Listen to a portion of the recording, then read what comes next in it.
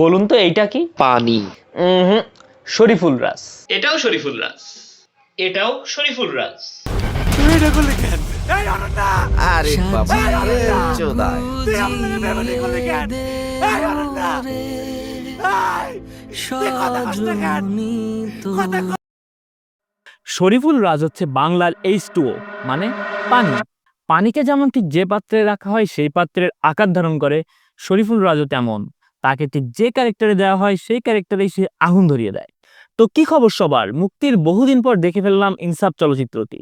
গরম গরম রিভিউ না দেওয়াতে আমি শিওর এই ভিডিওটাতেও ভিউ বেশি হবে না। সঠিক বলেছেন। তবে এতদিন পর দেখলো ইনসাফ সিনেমাটি যথেষ্ট এনজয়েবল ছিল।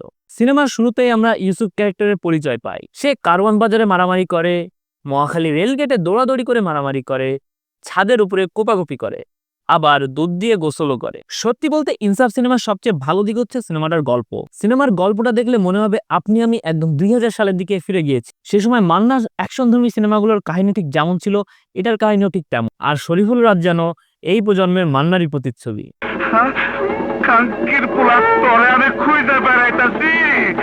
সময় ভাগ হবে, নাহলে একটা মাসও যাবে না কই দিলাম। সাজানো গোছানো নম্র ভদ্র একটা ছেলে যার চোখে মুখে রয়েছে উচ্চাকাঙ্ক্ষা, এমনই এক ছেলের সামনে যদি অন্যায় অবিচারের দরুন যখন তার পিতা অপমানিত হয়, তখন কে আর ইউসুফ না হয়ে বসে থাকবে বলুন? এমনই শোধ এবং প্রতিশোধ নেওয়ার সিনেমা ইনসাফ। সিনেমা জুড়ে কোনোভাবে স্ক্রিন থেকে চোখ সরানোর উপায় ছিল না শরীফুল রাজের অভিনয়ের জন্য। যেমনটা আমি আগেও বলেছি, শরীফুল রাজ যেন পুরো চরিত্রের ভিতরে ঢুকে গিয়েছিলেন। সিনেমায় অভিনয়ের দিক থেকে সবচেয়ে দুর্বল দিক ছিল তাসনিয়া ফারিনের অভিনয়। এর আগে তাসনিয়া ফারিনকে অ্যাকশনধর্মী একটি ওয়েব ফিল্মে দেখা যায় নিঃশ্বাস নামে, যেটা রায়হান রাফি পরিচালনা করেছিলেন, কিন্তু সেখানে তাকে অনেক কঠোর এবং একটা অ্যাগ্রেসিভ অবতার রূপে দেখা যায়। বাট ইনসাফে এটার পুরোটাই উল্টো চরিত্র। ইনসাফ সিনেমায় সে একজন কঠোর পুলিশ অফিসারের চরিত্রে অভিনয় করেন, কিন্তু তার আচারভঙ্গি তাকে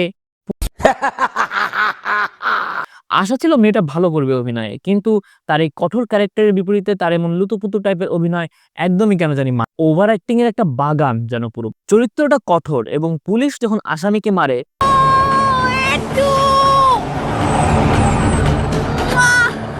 আরে আপু এভাবে মারলে তো আসামি আপনার প্রেমে পড়ে যাবে, কি শুরু করলেন? কি বলছিস তুই? শীর্ষ সন্ত্রাসীকে ধরতে এসে মুহূর্তেই তার প্রেমে পড়ে যাওয়া এবং পরক্ষণে বিয়ে করে ফেলা, এইটা কোনো কথা? ইনসাফ সিনেমার পোস্টার, টিজার, ট্রেইলার এসবের পাশাপাশি মূল সিনেমাটার প্রধান বিষয়বস্তু হওয়া উচিত ছিল অ্যাকশন।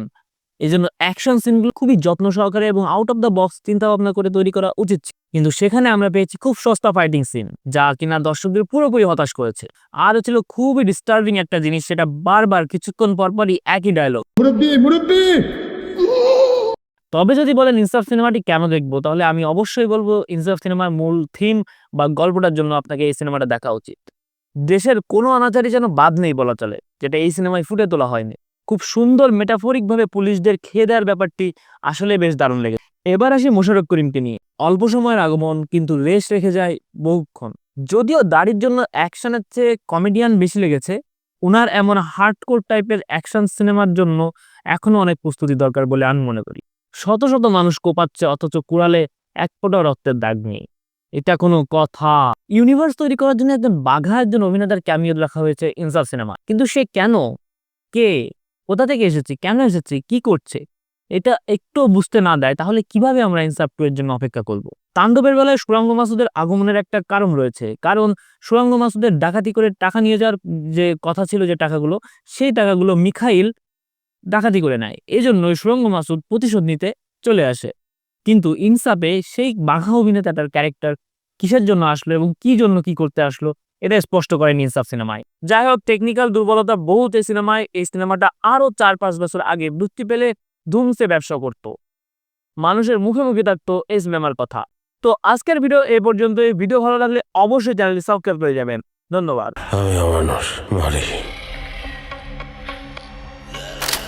মানুষ মারে না।